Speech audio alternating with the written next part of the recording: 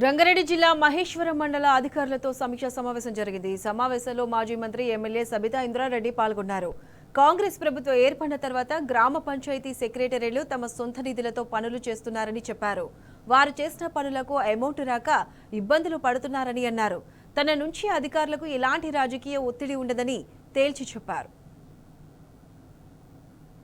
ప్రజలకు కావాల్సిన పని మాత్రమే చేసి పెట్టి పొలిటికల్గా మా వాళ్ళకి చెయ్యండి అవతలకు చెయ్యొద్దు అనే మాట మాత్రం నేను మాట్లాడాను. అర్హత ఉన్న వాళ్ళు ఎవరున్నా అది ఏ పార్టీ జెండా వాళ్ళ ఇంటి మీద ఎదురుతున్నా కూడా బెనిఫిషరీకి లబ్ధి పొందాలనే ప్రయత్నం చేస్తాం. మూర్ఖంగా అయితే చేయను. మీ మీద అట్లాంటి ఒత్తిడి ఉండదు. మంచిగా పని చేయండి, మంచిగా పేరు తెచ్చుకొని ప్రజలకు కూడా బాగా పనిచేసి పెట్టమని. మీరు ఎంత పని చేస్తే మాకు అంత మంచి పేరు వస్తుంది. వాటర్ సమస్య లేకుండా చూసుకోండి.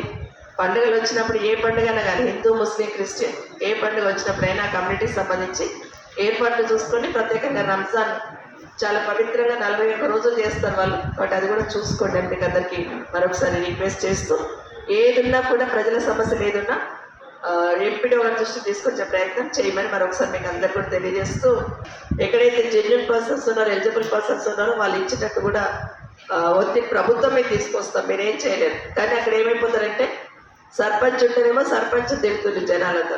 ఇప్పుడు సర్పంచ్ లేడు కాబట్టి సెక్రటరీలో తిడతారు. అది మాత్రం వాస్తవం.